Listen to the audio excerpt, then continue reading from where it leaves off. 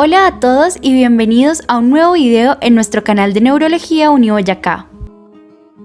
El día de hoy vamos a presentar las complicaciones neurológicas por coronavirus, realizado por los estudiantes de sexto semestre de medicina que cursan la asignatura de medicina interna en su rotación de neurología, dirigida por el Dr. José Luis Bustos, neurólogo del Hospital Universitario San Rafael Tunja.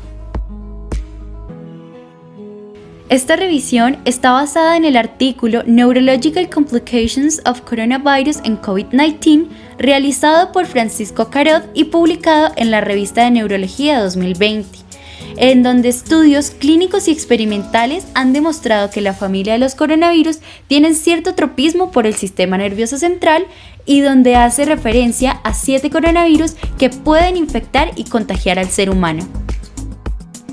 Esta charla estará dividida en introducción, epidemiología y vías de transmisión, estructura y replicación, manifestaciones clínicas, complicaciones neurológicas asociadas a COVID-19, mecanismos patogénicos inciertos, implicaciones en el diagnóstico del tratamiento, discusión y conclusiones. En diciembre de 2019, en Wuhan, China, inició un brote epidémico de neumonía viral asociado a un nuevo coronavirus que se llamó virus de Wuhan o nuevo coronavirus 2019. La Organización Mundial de la Salud la declaró como una urgencia en salud pública de interés internacional el 30 de enero de 2020 y posteriormente como una pandemia global. En febrero de 2020 se estableció una denominación taxonómica oficial para el nuevo virus, coronavirus CoV tipo 2, asociado al síndrome respiratorio agudo grave, SARS, SARS-CoV-2 y a la enfermedad causada COVID-19, en inglés Coronavirus Disease 2019. El término coronavirus se debe a su aspecto en forma de corona de su envoltura. Es un virus ARN de cadena sencilla y en sentido positivo, con una envoltura. Se considera que tiene uno de los genomas más grandes, con una longitud que oscila entre 26 y 32 kilobases. Pertenece a la subfamilia Orthocoronavirinae, familia Coronaviridae y orden Nidovirales. Debemos tener presente que la familia Coronaviridae está constituida por 4 géneros, llamados alfa, beta, delta y gamma coronavirus, siendo el coronavirus tipo 2 del género beta. Los coronavirus son agentes causales de patologías respiratorias, hepáticas, intestinales y ocasionalmente neurológicas. Tienen una amplia distribución en la naturaleza y pueden afectar al ser humano y otras especies, aves y mamíferos, incluyendo murciélagos, felinos, roedores y ganado porcino. Además del SARS-CoV-2, otras 6 especies de coronavirus infectan al ser humano. Encontramos el género Alpha Coronavirus 229E y NL63 y Beta Coronavirus HKU1 y OC43. El coronavirus asociado al síndrome respiratorio agudo grave SARS-CoV y el coronavirus asociado al síndrome respiratorio de Medio Oriente MERS-CoV. Los coronavirus tienen una diversidad genética notable y una capacidad de recombinarse elevada. Esto explica su salto entre especies. En cuanto a la epidemiología y vías de transmisión, las primeras cepas de coronavirus humano se identificaron en la década de los 60. Antes de la aparición del SARS, tan solo se conocían varias cepas de alfa y beta coronavirus 229E y OC43. A continuación les hablaremos sobre las pandemias que han existido a lo largo del tiempo en el mundo. Inicialmente es importante saber que para que se dé la infección en el ser humano debe existir un huésped intermediario. La pandemia del SARS-CoV del 2003 se detectó en Guangdong, China, la cual afectó a 30 países. Se reportaron 8.096 casos y 774 muertes. El murciélago Rhinolophus fue el huésped natural y la civeta desde donde el virus saltó al ser humano. El cuadro inicial fue un síndrome viral, seguido de síntomas respiratorios como tos y disnea, que en el 20% se complicaron a SARS. Algunos pacientes presentaron fallo multiorgánico y la mortalidad fue de un 10%. La siguiente pandemia fue la del MERS-CoV en el 2012. En Arabia Saudita afectó a 27 países, se reportaron 2.500 casos y 850 muertes. El murciélago de la especie Pipistrellus fue su reservorio natural y el camello su huésped intermediario. El cuadro clínico fue un síndrome respiratorio que se complicaba a SARS, síntomas gastrointestinales y fallo renal. La pandemia del SARS-CoV-2 se originó en Wuhan, China. Hasta el día 5 de mayo del 2020 se han confirmado 3.646.206 casos, 255.486 muertes y 187 países afectados. El huésped natural fue el murciélago y su huésped intermediario el pangolín. Este se transmite por vía respiratoria mediante pequeñas gotitas que se dispersan 1 o 2 metros al hablar o toser. Se ha demostrado también que la transmisión por fomites es posible, ya que permanece viable en superficies lisas durante un periodo indeterminado. Y finalmente encontramos los coronavirus humanos 229E y OC43, NL63 y HKU1, que son endémicos mundialmente y responsables de un 15 a 30% de las infecciones respiratorias superiores, como rinitis, laringitis, faringitis, así como también las otitis. Es importante que puede agravar los cuadros de asma y afecta principalmente a pacientes inmunosuprimidos y también a adultos mayores. En cuanto a su estructura y replicación, el SARS-CoV-2 es un betacoronavirus cuyo diámetro oscila entre 60 y 140 nanómetros, lo que le confiere una morfología redondeada o elíptica. Su genoma contiene elementos específicos que facilitan la replicación y la formación de proteínas esenciales y estructurales. Los genomas aislados en los primeros pacientes de Wuhan, China, guardan una estrecha relación y similitud con 2 betacoronavirus aislados en murciélagos. Uno es el RAT-G13 con una similitud del 96.2% y el coronavirus ZXC21 con una similitud del 89%. Adicional a esto, el virus que causó el SARS-CoV guarda una relación en un 82%.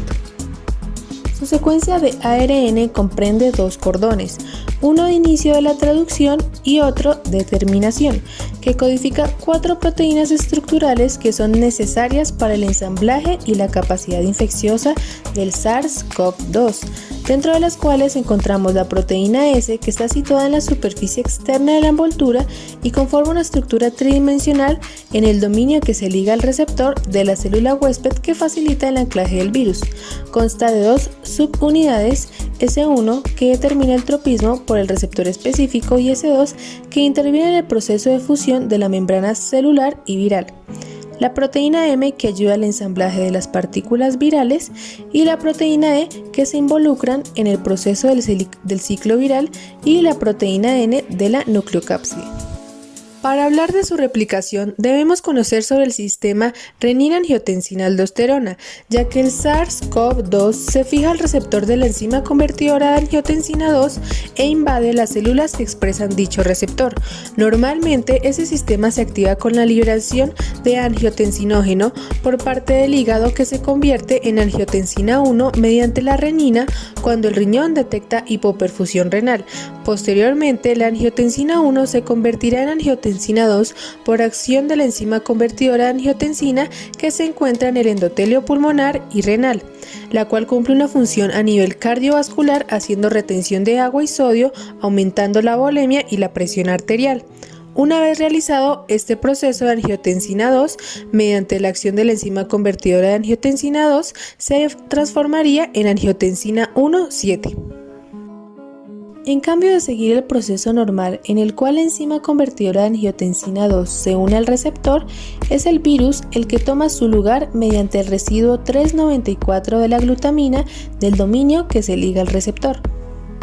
Tras la unión se produce un cambio conformacional de la proteína S, que facilita la fusión de la envoltura del SARS-CoV-2 con la membrana de la célula infectada y la entrada del ARN genómico al compartimento intracelular. Una vez en el interior celular, se activa un proceso de traducción de poliproteínas que a su vez se activan por proteólisis en proteínas menores hasta formar una serie de proteínas no estructurales del complejo transcriptasa-replicasa viral. Posteriormente, las ARN polimerasas sintetizan ARN mensajeros subgenómicos que a su vez se traducirán en proteínas víricas. El ensamblaje final del ARN genómico y proteínas víricas esenciales en virones se realizará en el retículo endoplasmático y en el aparato de Golgi. Los viriones son transportados en vesículas y finalmente liberados para infectar a otras células en un nuevo ciclo. Manifestaciones clínicas. El periodo medio de incubación es de 5 días, teniendo un rango medio entre 3 y 7 días con un máximo de 14 días. Durante la fase de replicación viral, que dura varios días, los sujetos pueden presentar síntomas leves consecuencia del efecto del virus y de la respuesta inmune innata. La afectación de las vías respiratorias bajas sucede cuando el sistema inmune no consigue frenar la propagación y replicación del virus, y los síntomas surgen a consecuencia del efecto citopático sobre las células del pulmón. En estudios realizados se recoge la frecuencia de los síntomas en una serie de 1099 pacientes ingresados con SARS-CoV-2 en Wuhan, dentro de los cuales fueron tos en un 68%, fatiga con un 38%, producción de esputo con un 34%, disnea con un 19%, mialgias en un 15%, cefalea y dolor de garganta en un 14%, escalofríos en un 12%, congestión nasal, náuseas y vómitos en un 5%, diarrea en un 4% e inyección conjuntival en un 1%. Además, se identificó que el sistema inmune actúa en un segundo momento, cuando la carga viral del SARS-CoV-2 se reduce. Por esto, en algunos pacientes se ha observado una reacción sistémica hiperinflamatoria grave, que se ha denominado como tormenta de citocinas, donde sus características clínicas son un síndrome hiperinflamatorio agudo, hipercitocinemia fulminante y letal que es desencadenado por infecciones víricas, y sus síntomas cardinales son fiebre persistente, citopenia, hiperferritinemia y afectación pulmonar y síndrome respiratorio agudo grave en al menos el 50% de los casos. Debemos tener en cuenta que las formas graves de COVID-19 se han dado en grupos poblacionales vulnerables como hipertensos, diabéticos, pacientes con cardiopatía isquémica, patologías cerebrovasculares y EPOC. Complicaciones neurológicas. A continuación se explicarán las complicaciones neurológicas. Esto se debe principalmente a que los virus respiratorios pueden penetrar el sistema nervioso central, capacidad conocida como neuroinvasión. Respecto a las rutas de acceso al encéfalo, básicamente se postulan dos posibles rutas: el transporte axonal retrógrado y la diseminación hematógena. El transporte axonal retrógrado se haría a través del nervio vago, a partir de su inervación del tejido pulmonar y también por sus terminaciones en el tubo digestivo mediante el plexo entérico, el plexo de Meissner o submucoso y el plexo de Auerbach o muscular. Y la ruta de diseminación hematógena, en la cual el virus alcanza el tejido neuronal vulnerando la barrera hematoencefálica al infectar las células endoteliales en los capilares o mediante el uso de células inflamatorias como el efecto de caballo de Troya. En cuanto a las hipótesis sobre las propiedades de neuroinvasión y neurovirulencia del SARS-CoV-2, estas se basan en la siguiente evidencia. La primera refiere que afectan tanto neuronas como células gliales, propiedad conocida como neurotropismo, y además que inducen diversas patologías neurológicas, propiedad conocida como neurovirulencia. Luego encontramos la plausibilidad biológica extrapolada por afectación del sistema nervioso central por otros virus respiratorios. También la evidencia de daño neurológico por coronavirus en otras especies. Los modelos animales de infección del sistema nervioso central por coronavirus humanos, la existencia de complicaciones neurológicas por otros coronavirus y los pacientes con COVID-19 que han presentado manifestaciones neurológicas. Además, se evidencian infecciones del sistema nervioso central por otros virus respiratorios como el virus de la gripe, el cual es causante de una neumonía grave y puede cursar con encefalitis. Además de ello, puede afectar el sistema nervioso central y se ha descrito una amplia variedad de complicaciones neurológicas que incluyen meningitis, encefalitis, encefalopatía necrotizante, mielitis y síndrome de Guillain-Barré. También el virus sincitial respiratorio que puede causar encefalitis, crisis epilépticas, cerebelitis y ataxia. Este se ha detectado en el líquido cefalorraquídeo, al igual que el metaneumovirus humano y otros serotipos de coronavirus. Diversos coronavirus afectan múltiples especies animales como coronavirus respiratorio porcino, virus de la encefalomielitis hemaglutinante porcina. Este comparte un 91% de homología con el coronavirus humano OC43 y es capaz de invadir el cerebro porcino. Afecta primero a la mucosa nasal, las amígdalas, los pulmones y el intestino delgado en lechones, y desde allí se propaga retrógradamente por los nervios periféricos a las neuronas del bulbo raquídeo responsables del peristaltismo del tracto digestivo, causando así vómitos. Y el coronavirus bovino. Se ha descrito también el virus de la bronquitis infecciosa aviar, el coronavirus respiratorio canino, el coronavirus felino. En él se han descrito complicaciones neurológicas tales como la meningitis y la afectación de la médula espinal. Y coronavirus murino, cuyas cepas JHM y A59 tienen un claro neurotropismo e induce a una enfermedad desmielinizante que se asemeja a una esclerosis múltiple en ratones. Arbouret logró demostrar hace 20 años que los coronavirus humanos OC43 y 229E son capaces de inducir una infección tanto aguda como persistente, el linaje de células neuronales, oligodendrocitos y neuroglía humanas. El coronavirus humano OC43 ha mostrado ser neuroinvasivo y causar parálisis flácida y desmielinización en modelos animales. En ratones susceptibles, el coronavirus OC43 se disemina desde el bulbo olfatorio al tronco encefálico y médula espinal. En el modelo murino, el coronavirus OC43 tiene un tropismo selectivo por las neuronas y es capaz de usar el sistema de transporte axonal como medio de propagación neurona a neurona. Tanto la difusión pasiva de partículas virales como el transporte axonal son estrategias de propagación neurona a neurona observadas en cultivos celulares. La infección por SARS-CoV puede causar muerte neuronal en el ratón transgénico para el receptor humano de la ECA2. En este modelo animal, el SARS-CoV penetró el sistema nervioso central por el bulbo olfatorio y la infección se extendió por la vía transneuronal a otras regiones del cerebro. Además, el coronavirus humano OC43 posee capacidad neuroinvasiva demostrada ya que se ha detectado ARN viral o ácidos nucleicos en el cerebro humano. El diagnóstico se realizó mediante técnicas de secuenciación de ARN en muestras de biopsia cerebral. Continuando con otros tipos de coronavirus, tenemos el SARS-CoV, que puede causar en el ser humano encefalitis, ictus isquémico y polineuropatía. Este fue detectado por medio del ARN vírico en líquido cefalorraquídeo, examen que se le realizó a un paciente que padeció encefalitis. La primera manifestación de los pacientes infectados suele ser las crisis epilépticas. En cuanto al MERS-CoV, tenemos que este nos puede producir encefalomielitis, encefalitis tromboencefálica, vasculitis y hemorragia cerebral dentro del contexto de trombocitopenia y coagulación intravascular diseminada. Complicaciones neurológicas asociadas a COVID-19. La incidencia de las complicaciones neurológicas por SARS-CoV-2 es desconocida.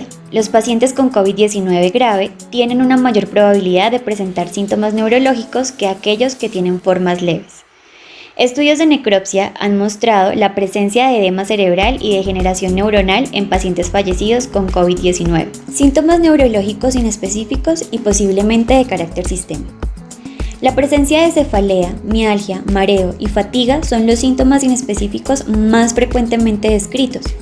En un estudio retrospectivo de 214 pacientes ingresados con COVID-19 en un hospital de Wuhan, el 36,4% presentó algún tipo de manifestación neurológica, que fue caracterizada como afectación del sistema nervioso central en el 24,8% de los casos, afectación del sistema nervioso periférico en el 10,7% de los casos y afectación musculoesquelética en el 10,7% de los casos.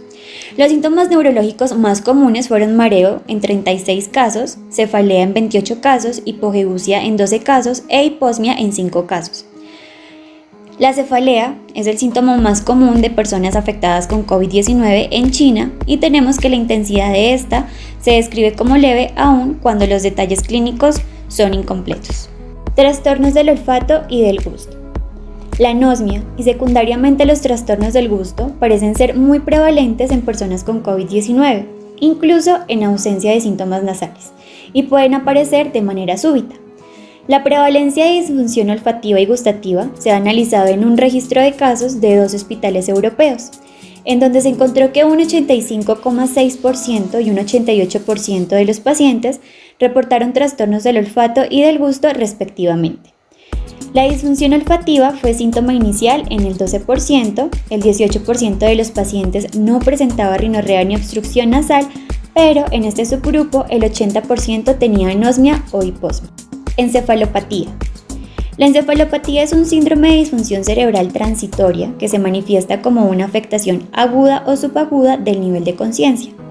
El riesgo de padecer un estado mental alterado asociado a COVID-19 es mayor en personas de edad avanzada con deterioro cognitivo previo, así como en aquellas que presentan factores de riesgo vascular como hipertensión y comorbilidades previas. Pacientes con daño neurológico previo y síntomas respiratorios agudos van a tener un riesgo mayor de sufrir encefalopatías como síntomas iniciales de COVID-19. Los pacientes con COVID-19 sufren hipoxia grave, que es un factor de riesgo como tal de encefalopatía. Encefalitis. El SARS-CoV-2 debería incluirse en el diagnóstico diferencial de encefalitis junto a otros virus que presentan neurotropismo como la familia herpes simple, varicela zoster o virus del Nilo occidental. Los síntomas de encefalitis incluyen fiebre, cefalea, crisis epiléptica, trastornos conductuales y alteración del nivel de conciencia. Un diagnóstico precoz es crítico para asegurar la supervivencia, ya que estos síntomas pueden también suceder en pacientes con COVID-19, con neumonía e hipoxia grave. Se ha publicado un caso de encefalitis en una paciente de 56 años de Wuhan que fue diagnosticada con COVID-19 en enero de 2020. La paciente fue ingresada en unidad de cuidados intensivos y presentó una disminución del nivel de conciencia, por lo que se realizó un ataque cerebral que fue normal. El diagnóstico de encefalitis se confirmó al aislarse SARS-CoV-2 del líquido cefalorraquídeo mediante técnicas de secuenciación genómica. Encefalopatía necrotizante aguda hemorrágica. Se ha publicado un caso de encefalopatía necrotizante aguda hemorrágica en una paciente afectada por COVID-19 que presentaba fiebre, tos y alteración del estado mental. El diagnóstico se realizó mediante detección de SARS-CoV-2 por RT-PCR en una muestra nasofaríngea. La TAC cerebral detectó una área hipodensa, simétrica y bilateral en el núcleo talámico medial. La resonancia mostró lesiones hemorrágicas que realzaban tras la administración de contraste, de disposición multifocal y simétricas en forma anular en ambos tálamos, ínsula y región medial de los lóbulos temporales.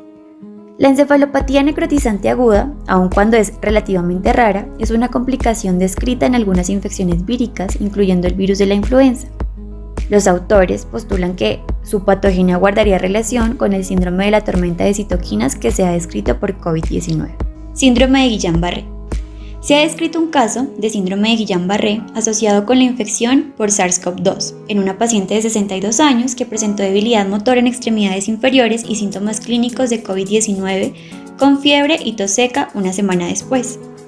El examen neurofisiológico reveló aumento de latencias distales y ausencia de ondas F, lo que apunta a una forma de síndrome de Guillain-Barré desmielinizante. El estudio del líquido cefalorraquídeo evidenció aumento de proteínas en 124 miligramos por decilitro y ausencia celular. Los autores sugieren que la paciente estaba infectada por SARS-CoV-2 al inicio de los síntomas del síndrome, ya que tenía tanto linfopenia como trombocitopenia.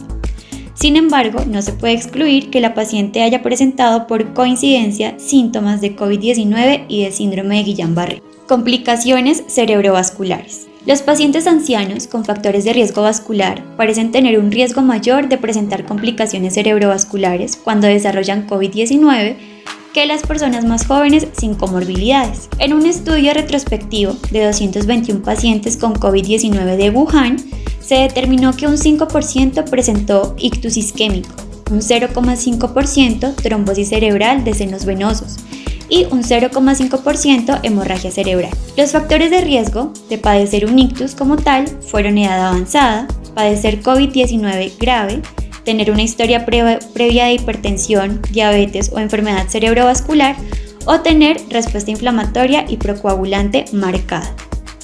En cuanto a la fisiopatogenia, es conocido que el SARS-CoV-2 se liga a los receptores de la ECA2 en las células del endotelio, lo que puede resultar en un aumento de la presión arterial. El incremento de la presión arterial, junto con la presencia de trombocitopenia y trastornos de la coagulación, son factores que pueden contribuir al aumento del riesgo de ictus tanto isquémico como hemorrágico en pacientes con COVID-19. El síndrome de tormenta de citoquinas puede ser otro factor de riesgo de enfermedad cerebrovascular. Regulación del receptor de la enzima convertidora de angiotensina 2. El receptor de la enzima convertidora de angiotensina 2 facilita la invasión celular por SARS-CoV-2 y su rápida replicación. La depleción del receptor de la AECA2 en la membrana celular hace que los efectos dañinos de la angiotensina 2 se multipliquen y en consecuencia se produzca un deterioro agudo de la función pulmonar. La regulación a la baja del receptor ECA2 podría poner en riesgo a la población hipertensa y diabética con COVID-19 debido al aumento de angiotensina 2. Una hipótesis pendiente de confirmar postula que el empleo de los inhibidores de ECA, habitualmente usados en dichos pacientes, conduciría a un aumento de la expresión de ECA2, lo que haría a las células más vulnerables a la infección por SARS-CoV-2. En un estudio sobre factores de riesgo de mortalidad en COVID-19, el 40% de los fallecidos tenía algún tipo de comorbilidad y la hipertensión arterial era la más común con un 30%, seguido de diabetes con un 19% y enfermedad coronaria con un 8%. La neurovirulencia del SARS-CoV-2 podría guardar relación con el grado de expresión del receptor de la ECA2 en el sistema nervioso central. El receptor ECA2 se expresa en las células endoteliales, por lo que es necesario investigar más a fondo su papel en la etiopatogenia del ictus asociado a COVID-19. El virus podría interaccionar con la microcirculación cerebral mediante proteína de espícula S con los receptores de la ECA2 expresados en el endotelio capilar, infectar así a las células del endotelio y replicarse en su interior, y una vez causado el daño endotelial, propagarse hacia las neuronas. Otros factores: hipoxia, daño neurológico inmunomediado. El SARS-CoV-2 se replica y prolifera en los neumocitos y causa un exudado inflamatorio intersticial y alveolar difuso y en las formas más graves la formación de membranas. Por ello, el intercambio gaseoso en los alvéolos se afecta de un modo muy pronunciado. La hipoxia induce un metabolismo anaeróbico en las células del sistema nervioso central, edema celular e intersticial e isquemia y vasodilatación en la circulación cerebral. En este contexto, síncopes, crisis anóxicas e ictus pueden suceder. La respuesta inmune por parte del huésped también puede tener algún papel. Algunos pacientes con COVID-19 han fallecido por un síndrome hiperinflamatorio o tormenta de citoquinas. También por fracaso múltiple de órganos. Los coronavirus tienen capacidad para infectar macrófagos, astroglía y microglía, y experimentos en líneas celulares han mostrado que las células gliales son capaces de secretar factores proinflamatorios tales como interleuquina 6, 12, 15 y factor de necrosis tumoral alfa tras la infección por coronavirus. Implicaciones neurológicas de una infección persistente. Diversos coronavirus se han identificado mediante técnicas serológicas en una gran variedad de patologías neurológicas, como enfermedad de Parkinson, esclerosis lateral amiotrófica, esclerosis múltiple y neuritis óptica. Los coronavirus 229E, 293 y OC43 se han aislado del líquido cefalorraquídeo y cerebro de pacientes con esclerosis múltiple. La exposición a coronavirus humanos podría constituir un factor de riesgo para ciertas enfermedades psiquiátricas. Implicaciones para el diagnóstico y tratamiento. Los aspectos relacionados con el grado de respuesta inmune, el diagnóstico y el tratamiento del COVID-19 necesitan ser evaluados en profundidad en investigaciones futuras. La respuesta de anticuerpos sigue un patrón típico y los anticuerpos IgM desaparecen pasadas 12 semanas de la infección, mientras que los anticuerpos IgG específicos antiproteína viral SIN persisten un tiempo más prolongado, por lo que desempeñan un papel protector. El diagnóstico clínico de COVID-19 se basa en la historia epidemiológica, las manifestaciones clínicas y la confirmación de la exposición a SARS-CoV-2.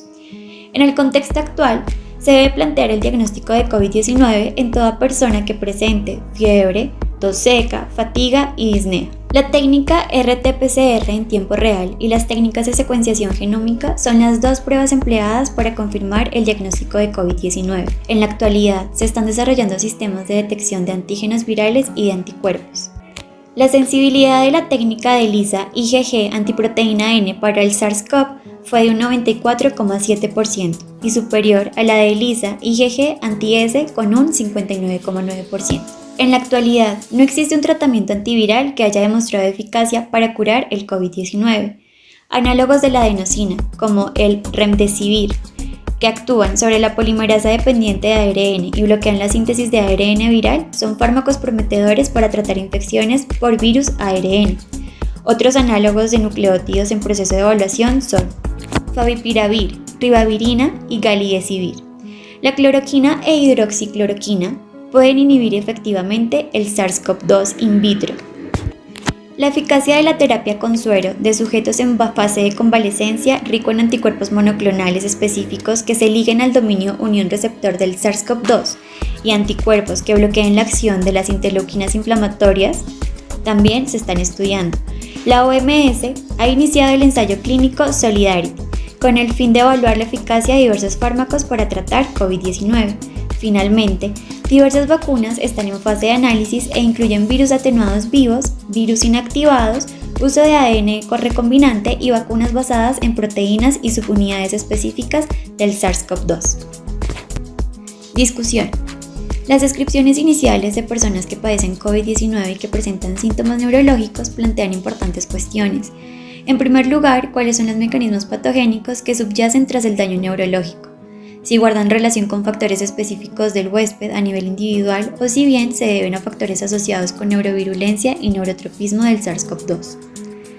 Algunos síntomas, como la cefalea, son manifestaciones inespecíficas de la infección viral por SARS-CoV-2, pero en algunos casos podrían orientar a ciertas patologías más graves como meningitis o encefalitis. El grado real de neurotropismo del SARS-CoV-2 todavía debe elucidarse. Debe demostrarse la presencia de SARS-CoV-2 en líquido cefalorraquídeo de pacientes que padezcan COVID-19 y encefalitis, realizar análisis, secuenciación del virus a partir de muestras de tejido cerebral en necropsias. En el contexto de la actual pandemia, puede haber limitaciones para realizar una resonancia o una punción lumbar en un paciente con COVID-19 con manifestación neurológica o con alteración en su estado mental. Pacientes que presenten COVID-19 y alteraciones al nivel de la conciencia deberían recibir asistencia neurológica apropiada y ser sometidos a exámenes neurológicos, incluyendo estudios de neuroimagen, electroencefalograma y líquido cefalorraquídeo cuando sea apropiado. Los datos de encefalitis asociados con otros coronavirus sugieren que la presencia de linfopenia puede ser un factor de riesgo en sujetos inmunodeprimidos, pacientes con cáncer, enfermedad sistémica autoinmune o tratamiento inmunodepresor son grupos de riesgo para padecer COVID-19 y complicaciones neurológicas. En el ámbito de la neurología, el manejo de la patología como neurosarcoidosis, poliomiositis, vasculitis cerebral, neuromielitis óptica, miastenia grave o esclerosis múltiple cobra especial relevancia, ya que las personas que padecen estas enfermedades pueden estar tomando corticoides o una amplia gama de tratamientos inmunosupresores y biológicos. Conclusiones. Factores virales como las mutaciones en genes específicos que aumentan la virulencia del SARS-CoV-2 y factores asociados al huésped como la edad avanzada, comorbilidades, inmunosupresión, así como la interacción entre el virus y el huésped son las condiciones adecuadas que pueden explicar el diferente nivel de neurotropismo, invasión del sistema nervioso central y neurovirulencia del SARS-CoV-2 en el ser humano. La incidencia real de las complicaciones neurológicas y el tipo y gravedad de las mismas es incierta, por lo que los futuros estudios epidemiológicos y de investigación deben aclarar estas lagunas que nuestro conocimiento actual presenta.